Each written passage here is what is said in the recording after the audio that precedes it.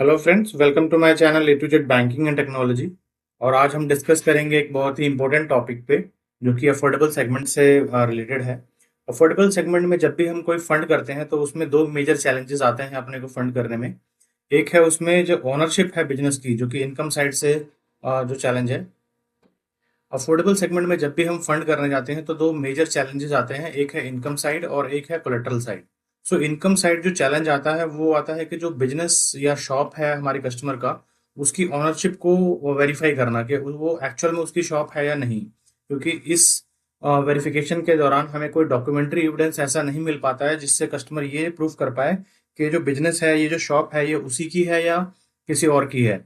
और इन absence of documentary हमारे लिए एक रिस्क बन जाता है कि हम उस बिजनेस को उसका ओनरशिप कैसे दें। तो इस ओनरशिप को वेरीफाई करने के लिए मैंने यहाँ पे काफ़ी सारे टूल्स, टिप्स एंड ट्रिक्स को यूज़ किया है, जिसको यूज़ करके आप वेरीफाई कर सकते हैं और अपने आप को जस्टिफाई कर सकते हैं कि हाँ जी, ये बिजनेस जो है ये हमारे कस्टमर से ही बिलोंग करता है या नहीं है। सेकेंडली जो चैलेंज आता है, जो हम डिस्कस करेंगे अपनी अगली वीडियो में, जहाँ पे आता है प्रॉपर्टी आइडेंटिफिकेशन का। बिकॉज जो अफोर्डेबल सेगमेंट है उसमें प्रॉपर्टी इस टाइप की आती है, उस सेगमेंट की आती है जहाँ पे वहाँ कोई हाउस नंबर या कोई प्लॉट नंबर वगैरह मेंशन नहीं होता है गवर्नमेंट के थ्रू। कोई अलॉटेड प्लॉट नंबर अवेलेबिलिटी नहीं होती है। तो वहाँ पे ये आइडेंटिफाई करना काफ़ी मुश्किल हो जाता है कि हम किस प्रॉपर्टी पे फंड करने जा रहे हैं।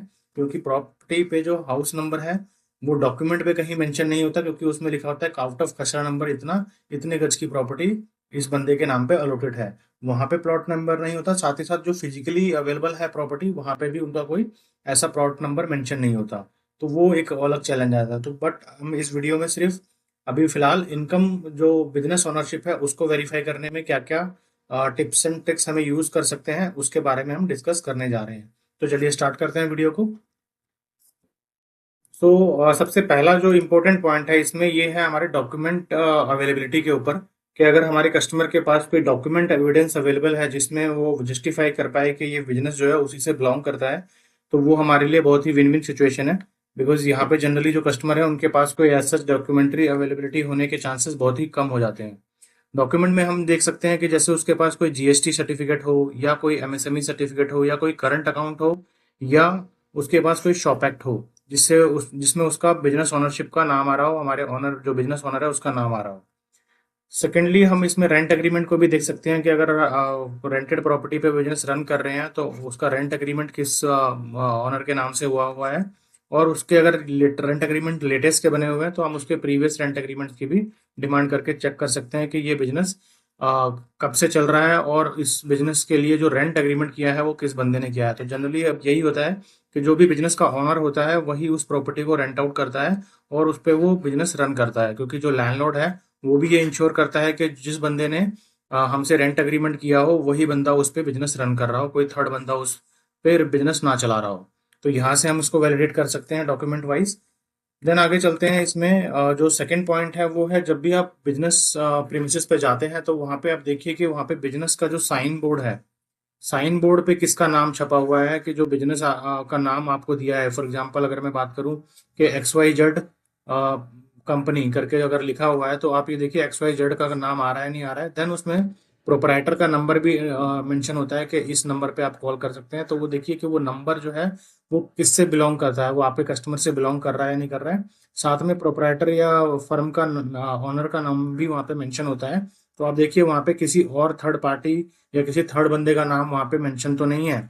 अगर साइन बोर्ड पे किसी और बंदे का नाम मेंशन दिख रहा है आपके कस्टमर के अलावा, तो आप पूछिए कि ये नाम किसका मेंशन हुआ है। बिकॉज कई बार ऐसा होता है कि पार्टनरशिप फॉर्म भी चल रही होती है और आपको सोल प्रोपराइटर दिखा के लोन के लिए अप्लाई किया गया होता है।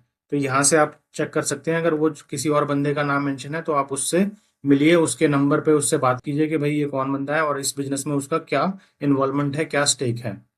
ठीक है। देन आप उसके बिजनेस टेम्पलेट को देखिए कि अगर कोई टेम्पलेट वगैरह वो एडवर्टीजमेंट के लिए यूज करते हैं, उस टेम्पलेट्स को अच्छे से चेक कीजिए कि उसमें किसके बारे में लिखा हुआ है, कौन ऑनर है उस बिजनेस का।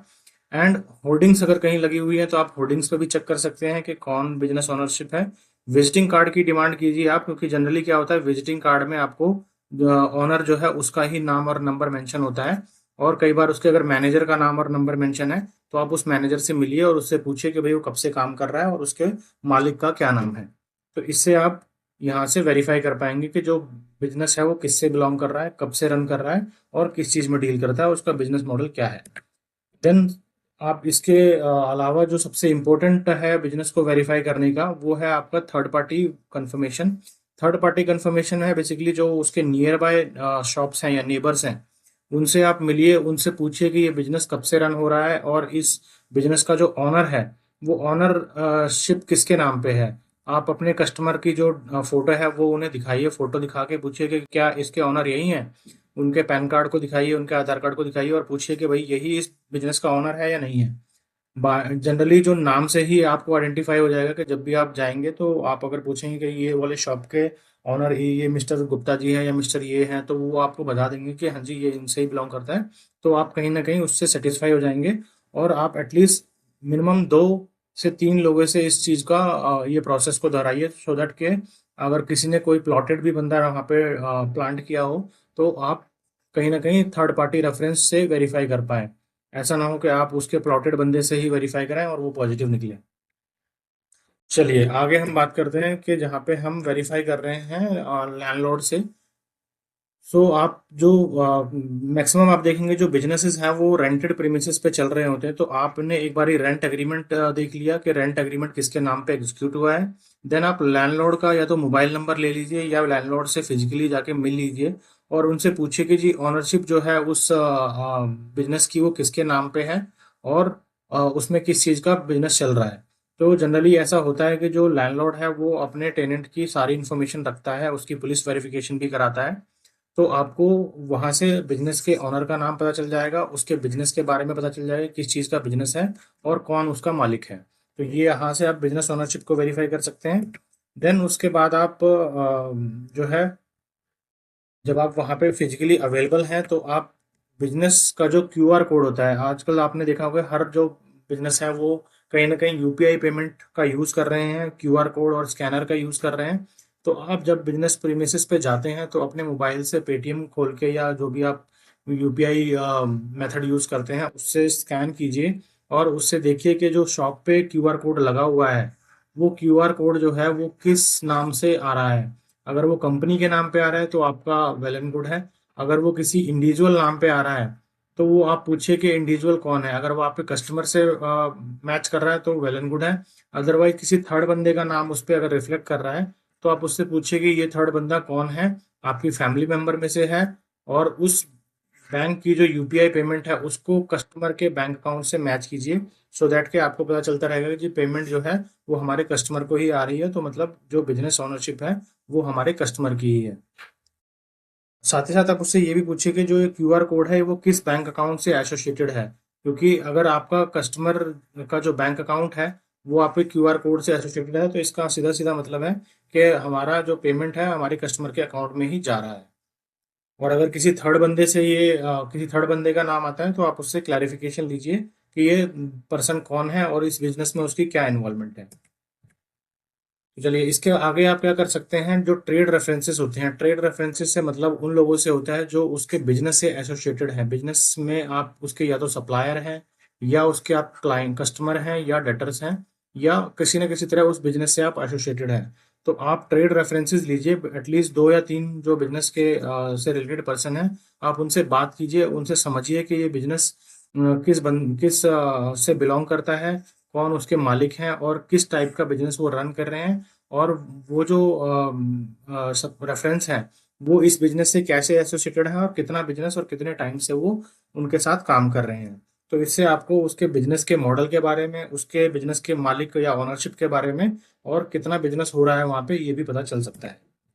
तो चलिए नेक्स्ट आप क्या कर सकते हैं, जब भी आप बिजनेस प्रीमिसेस में जाइए तो वहाँ जो आपको एम्प्लॉय काम करते हुए मिल रहे हैं, लेबर काम करते हुए मिल रहे हैं, उनसे आप बात कीजिए, उनसे पूछिए कि जी इस शॉप का जो मालिक है वो कौन है और वो लोग कब से यहाँ पे काम कर रहे हैं और ये बिजनेस कितने सालों से रन हो रहा है। तो इससे भी आप वहाँ का जो बिजनेस ओनरशिप है उसको वेरीफाई कर सकते हैं और कहीं ना कहीं आप पता कर सकते हैं कि बिजनेस कब से चल रहा है और उसका मालिक कौन है। तो नेक्स्ट पॉइंट हमारा है जहाँ पे हम अगर किसी ऐसे बिजनेस में इन्वॉल्व हैं, फॉर एग्जांपल हम किसी फूड बिजनेस में हैं तो हमारे को एफएसआई का लाइसेंस चाहिए होगा। अगर हम कोई मेडिकल लाइन में हैं, फॉर एग्जांपल केमिस्ट की शॉप है, तो हमें मेडिकल केमिस्ट का लाइसेंस चाहिए होगा। तो इस टाइप की अगर कोई बिजनेसेस कर रहे हैं, कोई हमने ढाबा खोला हुआ है, तो हमारे को फायर एग्जिस्टेंस का लाइसेंस चाहिए होगा। तो इस टाइप के जो लाइसेंस हैं, उस लाइसेंस को आप डिमांड कीजिए हमारे टेनेंट से, बिकॉज जो भी वो बिजनेस रन कर रहा है उसके नाम पे उस चीज़ का लाइसेंस होना बहुत ही इंपॉर्टेंट है। तो आप जब लाइसेंस डिमांड करते हैं तो लाइसेंस में आप चेक कीजिए कि उसमें ऑनर का नाम क्या आ रहा है, क्योंकि जनरली ऑनर का नाम पे ही वो लाइसेंस इशू होते हैं। तो आप उससे ये वेरीफाई कर सकते हैं कि भाई ऑनरशिप जो है हमारे कस्टमर से बिलोंग करती है या नहीं करती है।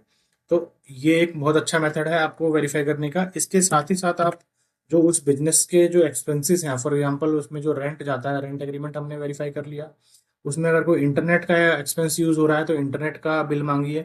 सेल परचेज के जो इनवाइसेस हैं उसको देखिए, टेलीफोन के एक्सपेंसेस देखिए, इलेक्ट्रिसिटी के एक्सपेंस देखिए, वाटर बिल के एक्सपेंसेस देखिए, प्रॉपर्टी टैक्स अगर वो कोई भर रहा है तो उसके एक्सपेंसेस देखिए। उससे आपको क्या मिलेगा कि आप वेरीफाई कर पाएंगे कि जो हमारा टेनेंट कौन है और इस बिजनेस का ऑनरशिप किसके नाम पे है। साथ ही साथ अगर वो रेंटेड है तो आपको पता चलेगा कि इस बिजनेस को, इस प्रॉपर्टी की ऑनरशिप किसके नाम पे है। तो इससे आप कहीं ना कहीं ये तीन चीजें बहुत आसानी से पता कर पाएंगे कि आपका जो कस्टमर है वो इस बिजनेस का मालिक है या नहीं है, और ये प्रॉपर्टी रेंटेड है तो उसका मालिक कौन है। तो चलिए, नेक्स्ट हमारा जो पॉइंट है जहाँ पे हम बात करें कि हमारा कस्टमर अगर थोड़ा सा भी टेक्नोलॉजी से जुड़ा हुआ है तो वो सोशल मीडिया पे अवेलेबल है या नहीं है। अगर सोशल मीडिया पे अवेलेबल है तो उसने अपना गूगल बिजनेस प्रोफाइल बनाया होगा। तो आप उस गूगल बिजनेस प्रोफाइल पे विजिट कर सकते हैं, और विजिट करने के बाद आप वहां से ये चेक कर सकते हैं कि उस पे ऑनर का नाम क्या लिखा हुआ है, ऑनरशिप किसके नाम पे शो कर रखी है वहां पे। आप उसके इंस्टाग्राम पे भी चेक कर सकते हैं, आप उसके एफबी पे भी चेक कर सकते हैं, और यूट्यूब चैनल को भी देख सकते हैं। उससे आप कहीं ना कहीं एक पॉइंट को ये कर पाएंगे कि जो ऑनरशिप ऑफ द बिजनेस है वो किसके नाम पे है, क्योंकि जनरली जो ऑनर होता है वो अपने बिजनेस को क्लेम करता है इन सारे सोशल मीडिया प्लेटफॉर्म पे।